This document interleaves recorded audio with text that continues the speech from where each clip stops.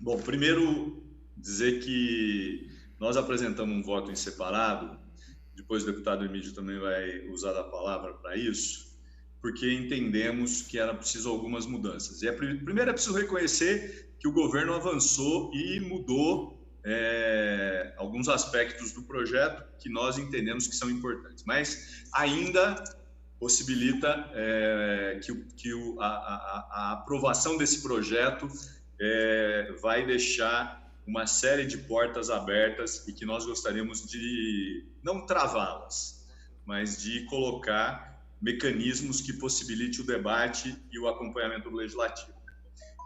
A primeira coisa que a gente gostaria de ressaltar aqui é que o governo acatou mudanças importantes. Eu queria citar as duas. Uma na questão dos alunos do Estado, da educação, vão poder receber indiscriminadamente, porque é um direito e o governo acabou aceitando. E a segunda mudança diz respeito à questão da Comissão de Finanças, em que os relatórios deverão ser encaminhados e não poderão. O que nós estamos discutindo aqui no nosso voto em separado e que eu gostaria de dialogar com os outros deputados, inclusive com o líder do governo? Primeiro, a ideia de que a gente possa ter uma conta, um fundo específico para gerenciar os recursos dos outros fundos. Porque nós estamos dizendo que esses recursos são para o combate à Covid-19 e para suas consequências econômicas, sociais e assim por diante. Por isso, não dá para a gente deixar aberto que os recursos do fundo vão ser destinados à conta do Tesouro. Isso dificulta o acompanhamento, dificulta a fiscalização e até a contribuição com o governo na execução nesse período tão difícil. Por isso, nós apresentamos o substitutivo criando esse fundo FEC, que é para poder receber os recursos dos fundos. Segunda observação. O governo perde uma oportunidade, e aí é preciso que a gente aponte. O governador ontem, na sua coletiva, pediu que as empresas não demitissem. E, ao mesmo tempo, o governo do Estado possibilita que as empresas contratadas, terceirizadas pelo Estado, demitam. A gente teve matérias na semana passada mostrando que os trabalhadores da educação, as merendeiras, aqueles que prestam serviço, foram demitidos. E aí eu quero fazer já uma primeira observação. O grande problema do governo do Estado hoje pode estar na PGE. Por quê? Porque a PGE indicou para o secretário estadual que ele tinha que cortar os contratos e demitir e aí deixar os trabalhadores sem nenhuma possibilidade de auxílio. Então, aqui nós estamos dizendo que o governo autoriza o governo a negociar, a dialogar com as empresas contratadas para evitar as demissões. Terceira coisa que a gente aponta. O projeto de lei do governo, esse substitutivo apresentado pelo deputado Carlão Pignatari, ele coloca uma lista de fundos.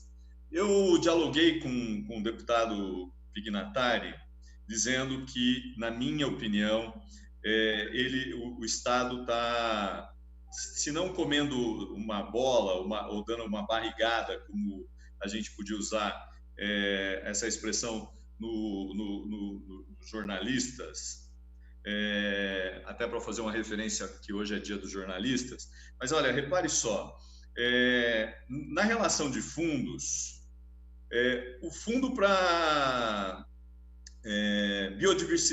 biodiversidade e dos recursos naturais tem 326 milhões em caixa de interesses difusos, 207 milhões. Defesa agropecuária, 89 milhões. Esportes, 89 milhões.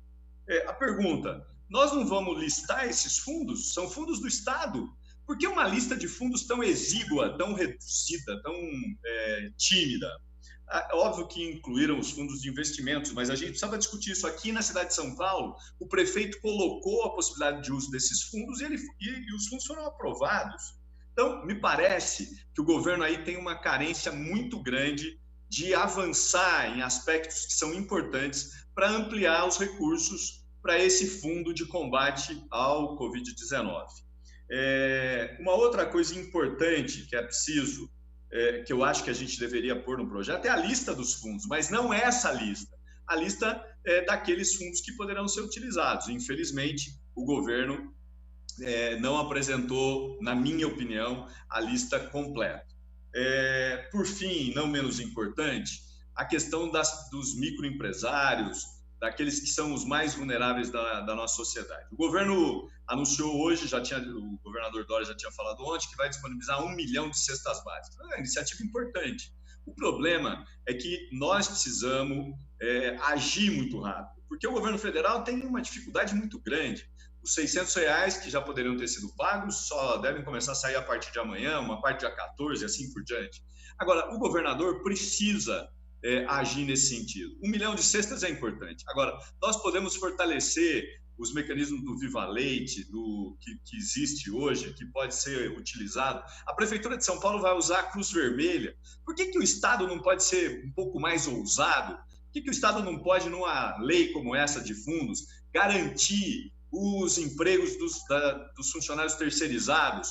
Por que o Estado não pode ampliar para microempresários, para aqueles que mais precisam? Porque o governador decretou mais 15 dias de isolamento social, desse movimento que eu considero importante, até porque eu não sou negacionista e não sou terraplanista, e acho que a única forma de combater, aliás, agora o Japão, Tóquio, num momento difícil, e vai precisar também trabalhar com esses elementos do isolamento social. Então, eu acho que tem que ter isolamento social, mas nós precisamos apresentar medidas que possam tranquilizar os que mais precisam, os que são mais vulneráveis. É esse o mote que o Partido dos Trabalhadores vem defendendo, quando apresentou um plano de combate à pandemia para o governo do Estado e protocolou na Assembleia Legislativa. Nós precisamos ser ousados, nós estamos num momento de guerra contra um vírus, e não em guerra ideológica, em que um quer falar mal do outro, falar mal da China, quer falar mal do Mandetta. Ou a gente para de fazer esse tipo de disputa e encara num projeto como esse a possibilidade de ter controle social, de ter fiscalização do legislativo, mas também de ter proteção aos trabalhadores mais carentes, aos terceirizados que foram demitidos. Se o governador fez um apelo aos empresários, eu quero fazer um apelo ao governador. Não permita que as empresas terceirizadas demitam. Faça um acordo, procure viabilizar com os parcos recursos existentes uma alternativa a esses trabalhadores, que são, em última forma, trabalhadores do Estado, porque prestam serviços nas escolas. Não é possível que a gente permita isso, já que o governador colocou a preocupação com relação aqueles que podem ser demitidos. Eu queria colocar essa preocupação ao governador, que não se permita a demissão dos trabalhadores terceirizados e que se tenha um programa de amparo, principalmente aos vulneráveis, principalmente aos micro e pequenos empresários, MEI, que podem precisar de uma ajuda imediata nesse momento tão difícil em que a gente está vivendo, não só no Brasil, não só no estado de São Paulo, não só na cidade de São Paulo. A gente já viu hoje o início de pessoas que foram transferidas para os hospitais de campanha lá no Pacaembu, e vai ser assim, né? Nós vamos ter agora um crescimento da doença, portanto, nós precisamos agir rapidamente.